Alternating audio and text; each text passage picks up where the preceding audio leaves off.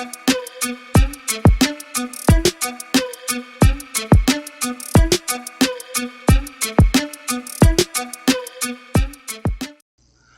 day mga kaprotambay. Welcome back nga po pala sa ating channel.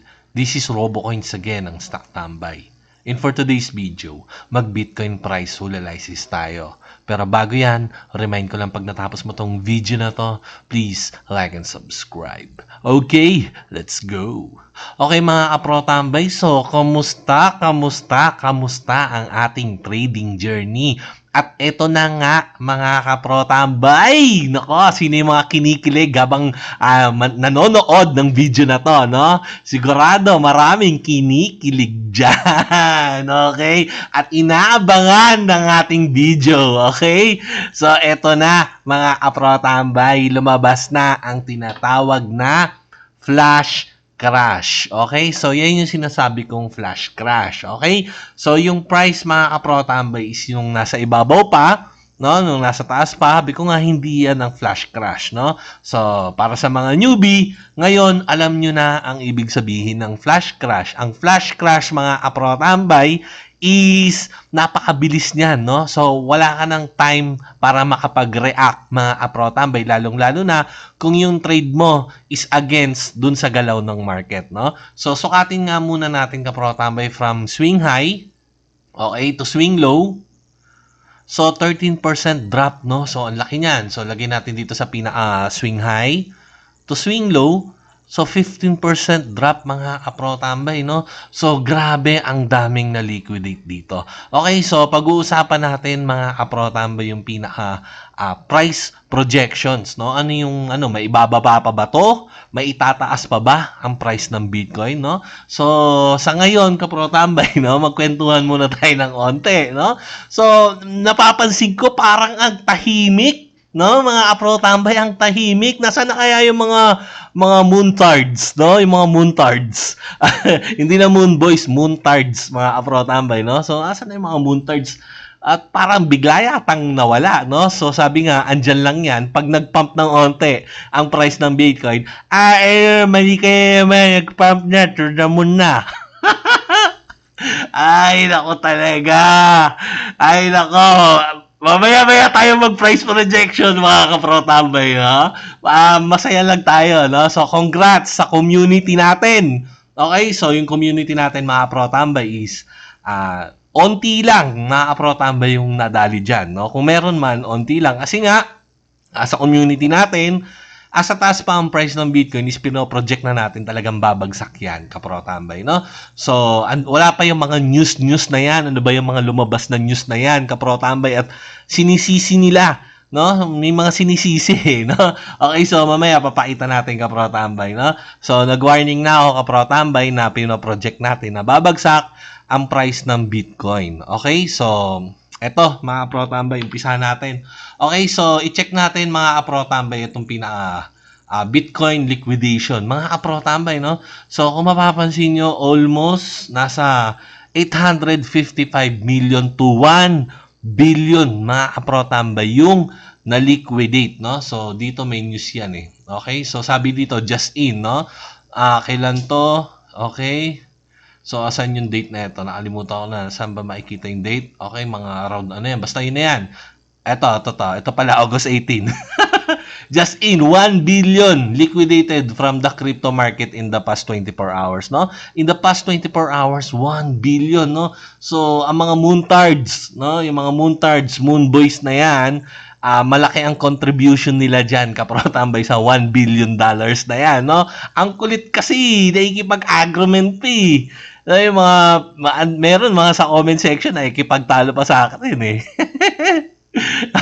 Okay, ano masasabi nyo? Retracement, no? So, pampalubag ng loob, retracement yan. Okay? So, eto, kaprotambay.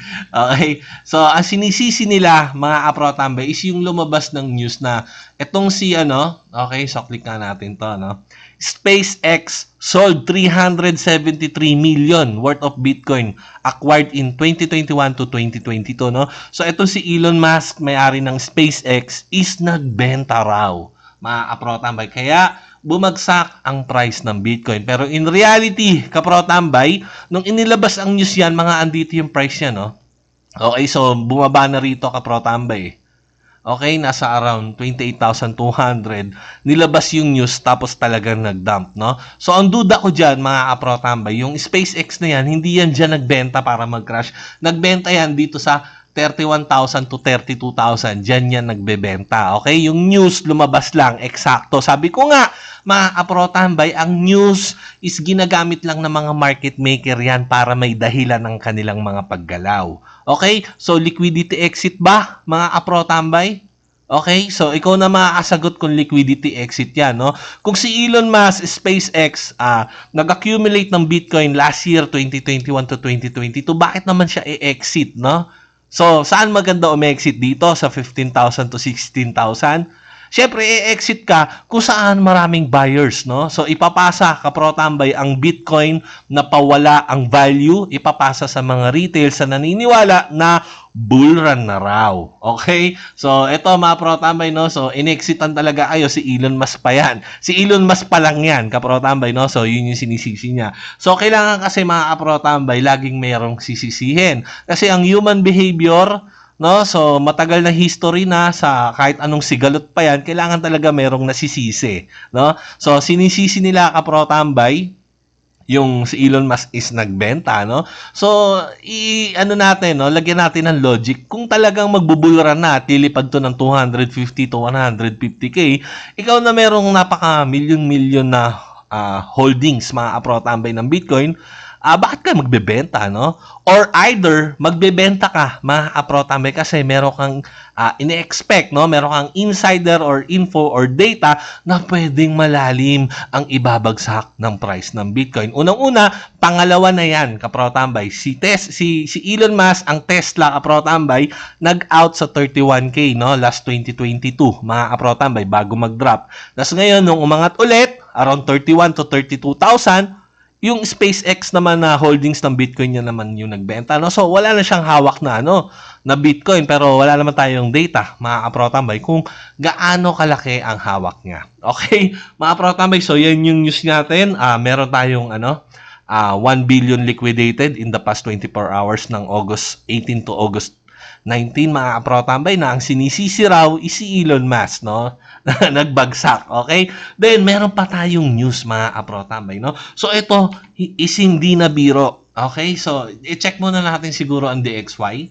So, makikita natin ang DXY currently nasa 103% at gumagawa na siya ng mga higher high and higher low, no? So, meron na tayong confirmed breakout dito sa tinatawag na yearly trend line natin. Ang sinasabi ko nga sa DXY, ang pagtaas ng price ng DXY is pagbagsak ng asset, ng traditional, at kasama dyan ang price ng Bitcoin. Okay? So, ito na, DXY is tumataas. Then, i-check natin kaprotambay ang traditional. Ang traditional is still nag-nosedive, no? So, ano ang pinaka-big news natin at ano yung pinaka-seryoso? Okay? So, ito, meron tayo dito mga kaprotambay, no? So, si Michael Burry, kaprotambay, sa mga hindi pa nakakakilala kay Michael Burry, siya yung pinaka, trader, sikat na trader nung 2008, yung The Big Shorts, mga aprotambay, no? So, eto, kung mapapansin nyo dito sa space, sa pinaka-traditional, no? So, nung time na ang price ng traditional is nandito sa around 4,324 points, is nag-tweet siya ng sell, no? So, sa mga nakakaalala pa, no? So, ang nangyari, nagpampang market. So, ang ginawa niya, parang bata, dinilit niya yung account niya, no? Tapos, nag-sorry naman siya. Sabi niya, sorry, nagkamali siya nung sinabi niya ng sell. Pero ngayon, kaprotambay, hindi na siya nag-tweet. Gumawa na siya ng action. Ano yung ginawa niyang action, mga kaprotambay? Eto, kaprotambay, no? So, nag-put option na siya, no? So, pumunta na siya, sino-short na niya ang traditional, mga kaprotambay, okay? Gaano kalaki ang pinaka-sino-short niya? Worth 1.6 billion dollars, mga kaprotambay, hindi biro. Itong trader niya si Michael Burry, idol ko to, mga kaprotambay, no? Si Michael Burry, halos 90, ilan to? 51 plus 42, mga kaprotambay, no? So, 93% to 94% ng kanyang portfolio is naka-short, mga kaprotambay, no? SPY at saka QQQ, mga kaprotambay, no? So, ine-expect niya na magkakaroon ng massive drop sa traditional, at sinasabi ko nga, pag nag-drop ang traditional, susunod dyan ang price ng Bitcoin. No? So, hindi na siya nag-tweet ng sell. No? Gumawa na siya ng tinatawag na action. So, bahala na kayo, kapro-tambay. Hindi na siya nag-tweet. So, ito mga kapro-tambay, hindi biro to. 1.6 billion, no? Halos 94% ng kanyang portfolio, yung pinaka AUM niya, asset under management, is talagang sinushort na niya yung market, no? Possible, kapro-tambay, na dito sa traditional is nakapwesto na yan sa top, no? Kasi mga kapro-tambay, yung ano na yan, yung position na yan, siguro 2 months ago na yan, eh. So, kung ilalagay natin sa 1 month, so nasaan ang 2 months ago, kapro-tambay, no? So, itong green candle, so dito siya pumasok, mga kapro-tambay, no? So, nakuha niya yung pinaka-top, no? So, ito mga kapro-tambay, kaya sinasabi kong seryosong bagay ito, hindi biro yung 1.6 billion, at si Michael Burry is kilalang traders yan, okay? So, sumikat yan nung The Big Short 2008, mga kapro-tambay. May mga prediction siya na medyo mali, nagkakamali.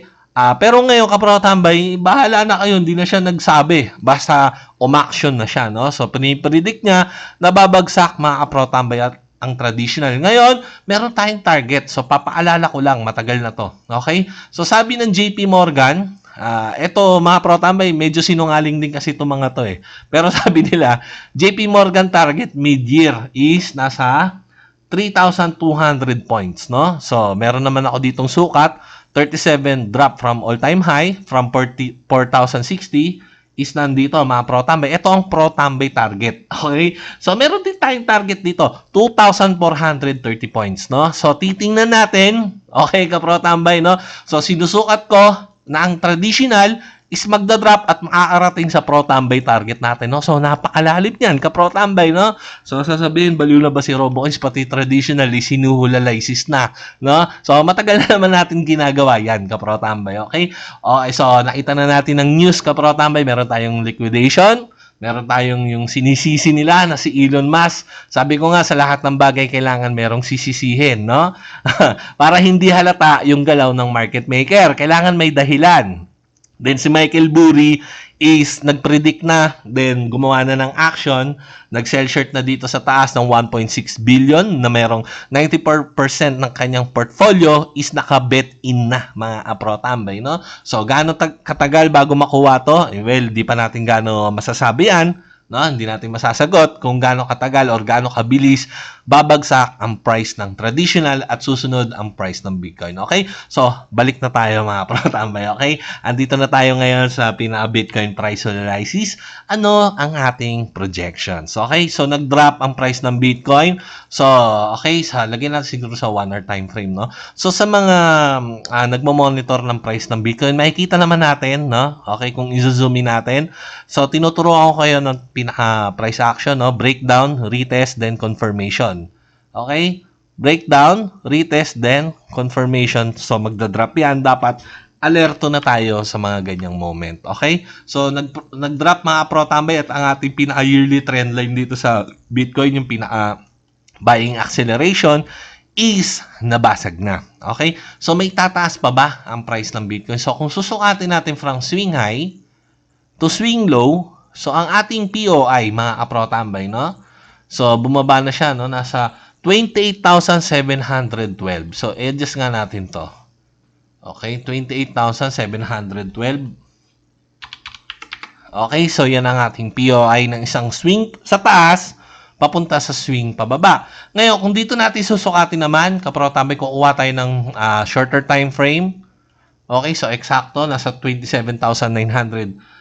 Sabihin natin mga 28K, no? So, ito ang pinaka-price projections. So, ang price ng Bitcoin is pwedeng bumulusok pa pababa. Papunta saan? Sa ating pinaka-malaking, lagyan natin sa 4 hours time frame, no? Point of interest na 23,645. Bakit? Nandyan. Kasi nga, from swing low, okay, to swing high, kapro-tambay, so, ang 50% ng isang wave, ng isang bear market rally is nasa 23,645, no? So, equal. Pagdating ng price dyan sa level na yan, so, ang bear and bull, mga kapro-tambay, is nasa equal, no? So, alin ba talaga? tuluyang bang babagsak or magbabounce ba. So etong 23,000 na to is good to enter to para sa mga naniniwala na magbubull run na raw. Okay? So, ine-expect natin mga pro-tambay sa mga darating na oras, sa mga darating na araw kapag ang price is bumulusok 23,600 is high probability ka pro-tambay na pupunta dyan dahil yan ang 50%, pwede tayong makakita ng mga bounce. Okay? So, titingnan natin yung price action. Okay? Kung tatagos ba, reject, retest, mga pro-tambay, and confirmation. No? So, titingnan natin yan. Pero sa ngayon, kapro-tambay, so, pwedeng pumunta dyan. Ang price, yan ang pinaka-first target. Okay? 23,645. Yan yung pinaka-pwedeng i-drop, no? So, kung sakali man aakyat ang price ng Bitcoin, so meron tayong shorter time frame POI. So, again, i-check natin ang price reaction. So, sa mga gusto mag-short, so ito naman ang mga perfect moment, kapro-tambay, magagandang area para i-short, no? Around 27,000 to 28,000 level, point of interest din. Kapag nabasag yan, kapro-tambay, high probability, aakyat ang price until next POI 28,700, no? So pwede tayong makakita ng ganyang senaryo, okay? Siyempre, tuwan-tuwa na naman yung mga moontards, no? Sasabihin, ano na to, retest, ito na ulit, reversal, no? Siyempre, tuwan-tuwa na naman. Expect natin na mag-iingay na naman yan at sasabihin sino nadali ng fake crash, no? So, yun na naman sasabihin yan. Pero tayo mga pro-tambay, pinag-iingat ko ang newbie kasi ang play is pump and dump, no? So, possible play scenario ka pro-tambay or other hindi na makarating dyan sa 28,700. Angat ka pro-tambay until 28,000 level, okay? Oh, mali to. Okay, around 27,800 level then drop. No, so ito mga pro-tambay siguro i-late ko na to kasi basag na to eh. Okay, parang hindi na tayo nalilito. Lagyan natin ng ganito. Basag na to eh. Naana nga lang natin yung pinaka ano na ito. Sige lang yan, mga 30. Okay? Ayan, para hindi na natin gano'n nakikita. Okay mga pro-tambay? So yan ang ating point of interest, no? So i-check natin ang price action lalong-lalo na sa mga darating na araw sa next week, no? So ang possible area, ka-pro-tambay, kasi kung aakyat ang price ng Bitcoin, so mabilis yan, no? So pwede tayo makakita ng malaking V-shape recovery at magwi-weak yan, ka-pro-tambay, no? Pero kung ako titingin siguro low probability na umakyat ang price ng Bitcoin, ang high probability is gumawa ng ranging yan, ka-pro-tambay, no? Pwedeng gumawa ng mas mataas ng onte, low. So, magkakaroon ng ranging, then drop, no? So, ang tawag dyan, mga pro-tambay, is drop, base, drop. Okay? Drop, base, drop, no? So, yan yung tawag sa ganyang price action. So, pwede tayo makakita ng drop, base, drop, no? Drop, okay, gagawa ng base, then drop. Okay, then check natin kung anong mangyayari dito sa POI na to. Okay, mga pro-tambay. So, yan yung pinaka-high probability. So, ilagay nga natin to mga pro-tambay sa weekly time frame, no? So, i-off natin to, ka-pro-tambay. Zoom out natin. So, makikita natin ka-pro-tambay sa weekly time frame, no? So, 15 hours na lang simula nung nire-record ko tong video na to. So, abangan natin ang close kapag ka-pro-tambay, Monday, 8 a.m. At ang price ng Bitcoin is nakabalik, okay, ng around 29,600 level. So, malaking wick yan. Magkakaroon yan ng malaking wick. Okay, yung parang guhit. Parang ganito, wick ang tawag dyan, kapro-tambay, no? So, ano yun? Bullish yun, kapro-tambay, no? So, pwedeng umakyat ang price ng Bitcoin. Pero tingin ko, high probability, hindi yan gagalaw until Monday. At ma-confirm, kapro-tambay, itong big red candle na to. At ito is very sentiment, mga kapro-tambay. Ibig sabihin, sa mga darating na linggo, is pwede pa tayo makakita ng pag-drop, no? So, lagay nga natin sa monthly. Okay, 1 month candle is meron pang 11 days, mga kapro-tambay, no? So, etong pag-close ng candle na to, lalong-lalo na pagdating ng 11 days kapag ang monthly candle is nag-close below sa week na to, kapro-tambay, no? So, around 24,000, around 25,000 below, mga kapro-tambay, kapag ang monthly candle is nag-close dito sa week na to, napaka-bearish neto, mga kapro-tambay. Pero sa ngayon, sa price, mga kapro-tambay, ito, balik natin, no? So, sinasabi ko nga, meron tayong swing pattern, no? So, sa mga hindi pa nakakaalam, so meron tayong video nun. So, meron tayo ditong swing pattern around 24,700. Pero kung sa Binance natin titingnan, kapro-tambay, check nga natin kung gumawa ng low. Hindi, no? So, pero mas malalim ang binaba nun sa Binance, mga pro-tambay, okay? So, ito mga pro-tambay, itong pinaka-swing ano natin, pinaka-swing low. Sabi ko nga, as long na hindi nababasag ang 24,750, may itataas ang price ng Bitcoin. So, beware tayo, mga aprotambay, no? As long na hindi nababasag. Pero kapag nabasag to, mga aprotambay, so yung pinaka-bearish sentiment, okay, yung pinaka-technical analysis natin is magiging mas matatag.